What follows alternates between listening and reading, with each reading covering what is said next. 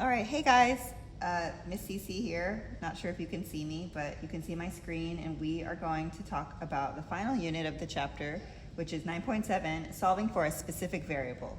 So on Monday, I sent you guys a couple introduction videos from Khan Academy, which I really like the way they explain things very clearly, and I was hoping that you would get familiarized with that. There was one about area of a triangle, and basically what I said to you guys, it's kind of like rearranging the formulas, right, to get what you need. And of course, we have a lot of skills for solving algebraic equations, and now we're just, instead of moving things around to solve for, to solve a variable and get a number, you're just moving it around to have one variable by itself on one side and all the other stuff on the other side. And I sent out the practice for you guys to do, changing the temperature conversion from Celsius. I think they showed Celsius to Fahrenheit, and they changed it around to be in terms of going Fahrenheit, finding the temperature in Fahrenheit in terms of Celsius. And I asked for you guys to send me a photo of your work changing the formula back around. And some of you sent it in, some of you have not yet, but I'm looking forward to seeing those. And I just wanted your feedback for how you felt about it. And today we'll go over a few similar problems, and we'll start really simple so that we can all feel comfortable with this.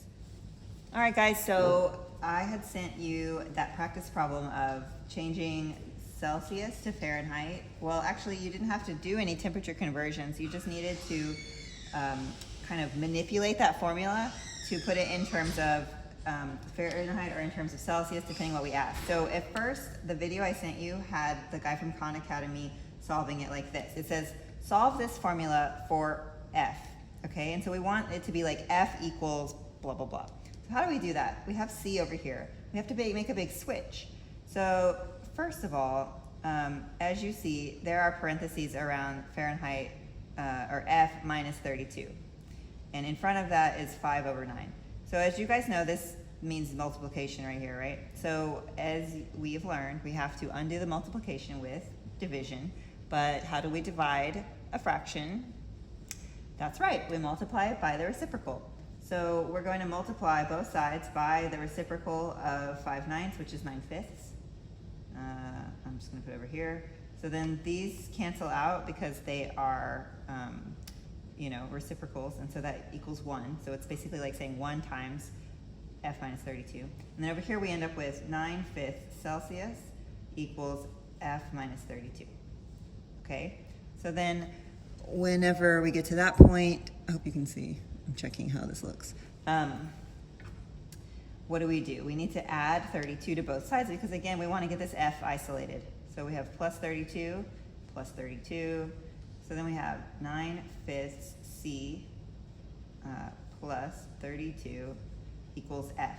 Or the way you normally would see it is F equals 9/5 C plus 32, like this. And that is, if you looked up like the equation you want to use, let's say you had a temperature in Celsius and we want to find it in Fahrenheit, you would use this, and you plug in your Celsius temperature here, and then you would, do this math to multiply it by 9/5 plus 32, and you would get the temperature in Fahrenheit.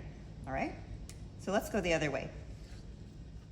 All right, so what I asked you guys to do for homework, which was not a very big assignment, but maybe a little bit complicated. I wanted you to go the other way. I wanted you to change it back to what we originally had. What's going on here? And so that is actually a little bit different than what we did going the other way. So now you guys see the way that it looks. It's 9/5 times times C plus 32. In this case, we don't have parentheses starting out. And that's important. So the multiplication is only affecting the C here. So what we need to do first is move the 32. So like a lot of you showed me, you sent me your steps. And if you haven't yet, please do that. We end up with F minus 32 because we subtracted 32 from both sides. That cancels out, right? Equals 9/5 C. Okay, everybody with me? Now, just like before, we need to remove the fraction by multiplying by the reciprocal. Let's put it here, 5/9, 5/9. But here's the thing. Are we just multiplying this fraction by the one thing on this side, by the variable, or the whole thing? we're actually multiplying by the whole thing. So that is why parentheses are super important here. It's kind of weird. And some of you got a little confused there, but I hope you can understand why, because we already had the f minus 32 here, and then we need to multiply the 5/9 to this side. How do we pick where? We don't. We do it to the whole thing. Okay, so then this cancels out, right? So I'm going to flip it around just so it looks more normal. C equals, and what do we have over here?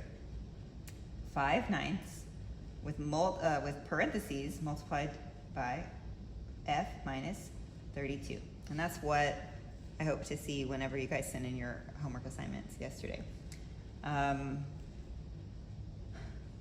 So let me know if you have questions about that. That's actually a little bit complex for what we're going to start out with in the beginning of the chapter, but I felt like it was good to kind of test you guys and see how you could do with that. And I think you did really well. So let's carry on to the next thing. Okay, so unit 9.7 actually starts out talking about the distance, rate, and time formula. And I don't know if you've seen this before, but we definitely use it in our daily lives. Like, for example, it's talking about if you were driving for, like, let's say we were driving somewhere, which hopefully you're not really driving much right now, or riding in the car because we're all staying home. But if we are going to go on a long road trip after everybody is safe and healthy, and we wanted to go somewhere and we're going 60 miles per hour, right? Let's just say, actually, let's talk about kilometers per hour. 60 kilometers per hour, and we were driving 60 kilometers per hour, right, per hour. That's a rate. Do you guys remember, like, kilometers per 1 hour? We call those unit rates. So 60 kilometers per hour. How far will I go if I drive for 2 hours at this rate? Can you think about it? 2 hours, 60 kilometers per hour. We would have driven 120 kilometers. Does that make sense? Right? Because it was 2 hours of driving at 60 kilometers per each hour. So 60 and 60 is 120. And so you can say distance equals rate times time. Distance is equal to rate times time. And that's how we solved that. The distance that we could go, which was the 120, was equal to the rate, which was 60, times time, which was 2 hours, right? Equals 120 kilometers.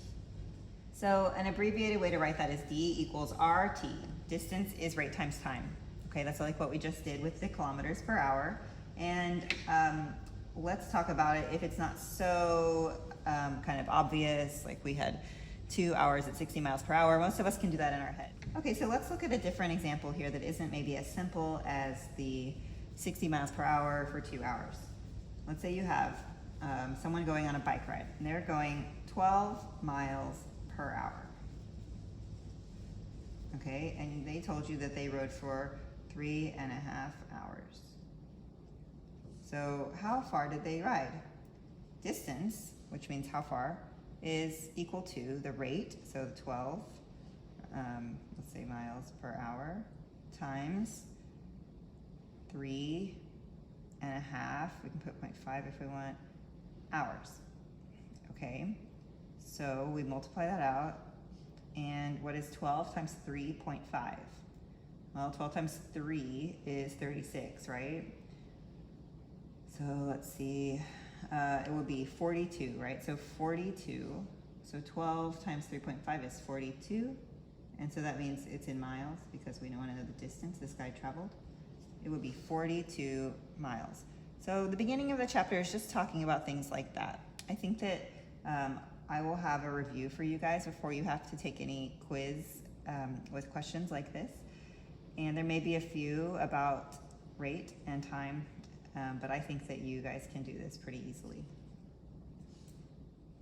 So next in the chapter and in your homework, they have some problems where they ask you to solve. They'll say, like, solve the formula for t, like for time. You know, and we've done things like this where, let's say instead of telling you this guy went this fast for this many hours, how far did he go? They might say, well, this guy went this far and it was, this was his rate that he was going. How long was he doing it for? What was the time? And then you guys could just solve for that variable. but they're also going to ask you, they say like solve the formula for time when, let's say, distance equals 520 kilometers, and the rate is 65 kilometers per hour. And then they also have this thing where they say, and in general. In general means they want you to rearrange the formula like we were doing. So let's get to that part, because I feel pretty confident that you guys can do the simple calculations of just rate times time and or solving for t or r, whatever, whenever you have numbers filled in. But I'm curious how you feel about rearranging the formula, solving for a specific variable like we did on Monday without numbers. You guys are probably actually more comfortable when all the numbers are there. So let's try this. It's not too bad at all. It says solve this formula for t. So instead of saying d equals r times t, we want the formula to say t equals something. So how do we do that? How do you think? We have d equals r times t. How do I get the t by itself? So right now it's multiplied by r. Well, like you guys know, we can divide both sides by r, just as if it were a number. And then it crosses out here, and then you end up with, I'm going to switch it around, t equals d over r. So the time is going to be the distance over the rate. So let's think about that with our first example today. We had the distance was 120 kilometers that we could go on our road trip, and the rate we knew was 60 kilometers per hour. So if you had 120, remember this was our first thing, 120, let's do it up here, divided by 60, and you were like, how long were you driving then? You would know that that was 2. So if you went 120 kilometers and you were driving 60 kilometers per hour, it took you 2 hours, and you can solve for t like that. It's just a little bit faster than doing it like 120 equals, let's say 60 t. Sorry, I'm not used to writing on my computer, guys. Okay, and then, you know, I mean, you guys are so good at this, but you would easily also get t equals 2 like that. But the whole exercise for this unit is being able to solve these equations and make them even more simple, where it's t equals blah, blah, blah, where you just plug and go. Okay, let's try some more. I guess, I don't know if I need to go back over this, but let's just talk about it. So remember, there was another problem that you guys looked at on Monday, which was the area of a triangle formula, and they said solve for height. Okay, so let's review just in case that was tricky for you guys. We want to solve for height. That means I want to have h equals and all this other stuff on the other side. So to start out, I'm going to move this number, which is a half. How do I get rid of that? I'm going to multiply by 2. Does that make sense? So we're going to end up with 2a equals base times height. Now what? We want the h by itself. Now we're just going to divide by b. Okay, so then we end up h equals 2a over the base. So that means if we want to know the height of something, of a triangle, then you could use this. If you knew the area and you knew the base, you could find the height like this quickly. Let's say your triangle's area was 60 inches squared. Remember that because it's area, we have to have our units squared. And then what if we also knew that the base was, I don't know, let's say 20. Let's say the base is 20 inches. All right, not squared, because it's just a linear distance, right? The base, it's like you just measured the base of the triangle. So we want to know the height. So let's say this triangle has a base of 20. We don't know the height, and the whole area is 60 inches squared. Okay, can you guys see that? So how can I find the height? So we could normally just use our regular area of a triangle formula, but let's use our special one we just made ourselves. So let's say height is equal to 2 times the area, which is 60, divided by the base, which is 20. So what does that get us? We're going to have height equals 120 divided by 20, right? So that is 6. So the height is 6 inches. It's kind of a funny triangle, but it makes sense. So again, I'm going to send this out to you guys, obviously, and I want you to write me with any questions, and it doesn't have to be, you know, in the morning, just whenever you end up watching it, and anytime you want to write me. And if I'm for some reason, you know, like if it's late and I'm asleep, or if I'm not by my phone, I will just answer you at the next possible time that I get your message. And no worries, please feel absolutely welcome to contact me with any questions at all. I'm super happy to talk about it. It makes my day to hear from you guys. I really miss you, and it's just nice to be connected and to do some math. And I don't want to give you too much work, so I just want to make sure we're able to understand these concepts together, and maybe for some of you it gives you something to do. And anyway, so just let me know if you have any questions or if there's anything else you want to work on. But let's do a couple more examples, and that'll be it for today's lesson. So I hope you guys are feeling pretty good about this.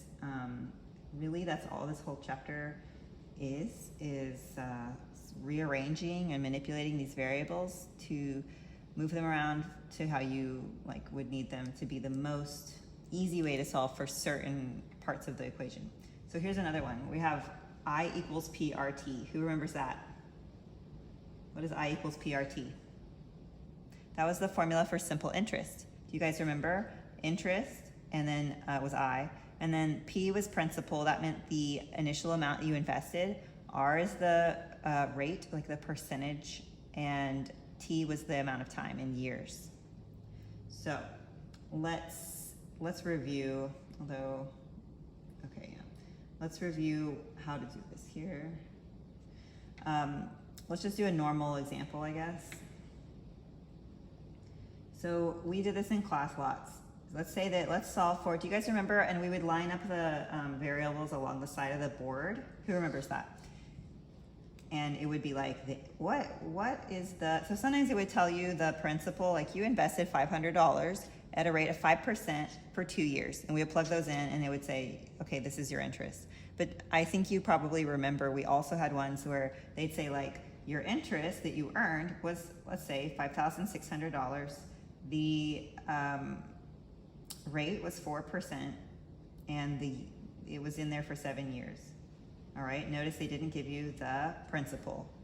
Do you guys remember that? We would do that, we would write it all down, and we would put a question mark next to whichever one it was that they didn't tell us yet. And then, you know, just like normal, we could solve it like this. So we would put in the 5,600 equals, we don't know P, so P times rate. Do you guys remember changing the percentage to a decimal? So it's like 0.04. Remember how you move it twice, like you divide by 100. And then, so we ended up with 0.04. And you guys might have a calculator nearby. You can do this on, I don't, so I'm gonna try to figure this out. So then we end up with, let's see, this would be 0.28. Okay, so 5,600 equals 0.28. Sorry, I'm gonna try to write more clearly for you guys. 0.28 P. Now what? Just normal. These are just our normal little equations we've been doing all year. And by the way, I'm so proud of everything you guys have accomplished this year. Okay, so when we do that, we end up getting, so 5,600 divided by 0.28 is actually 20,000.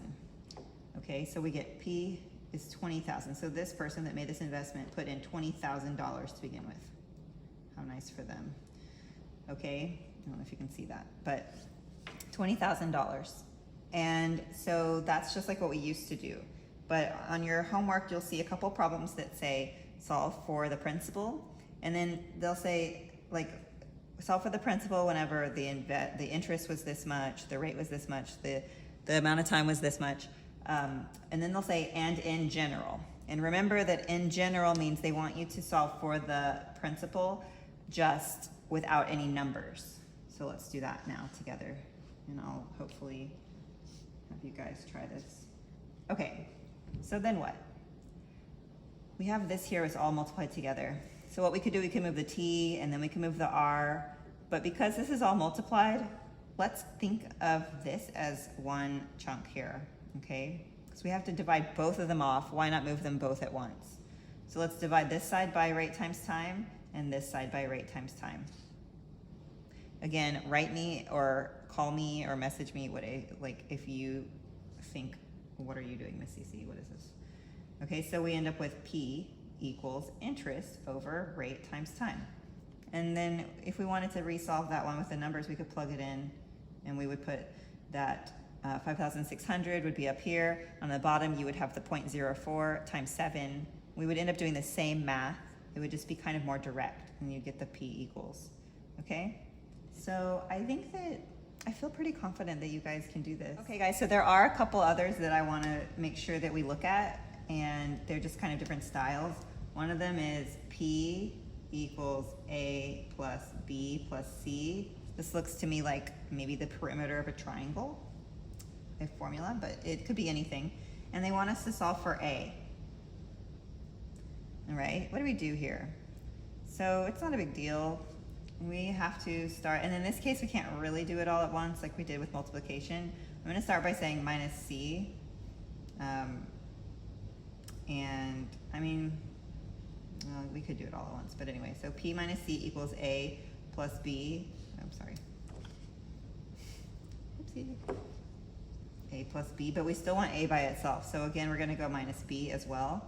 So we're gonna have like P minus B minus C equals A. And again, those could be in whichever order. It could be P minus C minus B. That would be okay too. But kind of weird one. But that one just has to do with subtracting things from one side to get them to the other side. And maybe something like that would help you guys also practice your signs, because some of you on your homework from last class, you were accidentally maybe adding C here, and then you would get 2C and kind of get all mixed up on some stuff. But you want to make sure that you're undoing whatever sign you have here to move it to the other side. All right, and then the other type, the last final thing I want to do with you guys right now is whenever you have X's and Y's. And we're going to need this pretty soon when we do some graphing. So here are some examples. So they would have like 3x plus 2y equals 18. And it says solve for y. This is classic. This is something you guys are hopefully going to be practicing not only here, but when we do some things with graphing. So what do? Solve for y. What do you think we should do first? I think we should move 3x from both sides. So we're gonna have 2y equals 18 minus 3x. Then what? We still need y by itself. Oh, divide by 2 on both sides? Great idea. All right, so that means, I'm gonna make some space here, simplify this. We end up with y equals 18 minus 3x over 2. And that's it. You just leave it like that. What do you think? All right, so I'm gonna send you guys some practice problems, and I want you to try them out, and then let me know what you think, and let me know what questions you have. So hope you're having a great day. Stay inside. We're staying inside here, and just being safe and thinking of all of you. I'll talk to you soon. Bye. Okay guys, so this is going to be your homework. Let's see, it's like 1, 2, 3, 4, 5, 6, 7, 8, 9 problems. So for the first couple, it's just those problems with like saying so-and-so rode his bike at this rate for this many hours. How far did he go? You know, things like that. So for these two problems, I want you to use the distance, rate, and time formula, D equals RT. And then for these, mostly all these here, except for a couple at the end, it is the problems I told you about that it will say, like, for example, solve this for, it'll say, sorry. So it'll say like, solve the formula for T whenever distance is 350 and rate is 70, something like that with the numbers. And then part B would say in general. So whenever it says in general, it's when it wants you to change the formula around and have, for example, you know, T equals D over R. So those are going to be like that. Let me know if you have any questions. And then the final few are just, again, solving equations for a specific variable. And the very last one, I think, is a word problem. So you guys can try these and just let me know as you're doing them if you have any homework. Sorry, it's really loud here. That's it. So I hope that you're staying safe, staying inside, and know that Mr. Paul says washing your hands. We're washing our hands very often. Mila's a hand washing expert now. So We miss you guys. We're thinking of all of you and can't wait to see you again in the future. Have a nice day, and I'll talk to you soon. Bye.